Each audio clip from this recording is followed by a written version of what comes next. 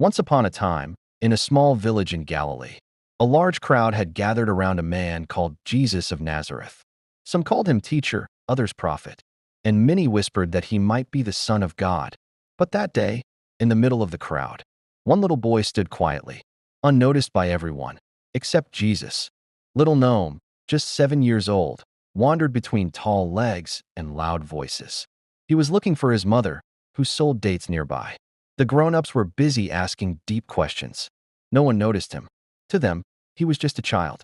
The disciples asked, "Master, who is the greatest in the kingdom of heaven?" They were thinking about power, position, and importance. But Jesus was thinking about something else entirely. In the middle of their debate, Jesus looked at Noam and said, "Come here, little one." Noam hesitated, but something in Jesus' eyes gave him courage. He stepped forward. Jesus gently lifted him up and placed him right in the center of the crowd. Jesus said, "Whoever welcomes a little child like this in my name welcomes me. And whoever welcomes me doesn't just welcome me, but the one who sent me." Mark 9, verse 37. The crowd grew silent. The disciples finally understood. Heaven's heart is not impressed by pride or titles, but by humility, trust, and innocence. For the first time, Noam didn't feel small. He felt seen.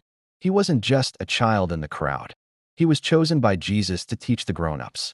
Jesus added, "Unless you become like little children, you will never enter the kingdom of heaven." Matthew 18, verse 3.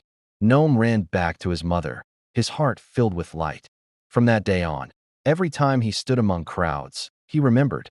He had worth. He was seen, because Jesus held him in his arms. Moral of the story: God does not measure your size or your age. He sees your heart. To be great in God's kingdom is to be humble, pure, and trusting, just like a child.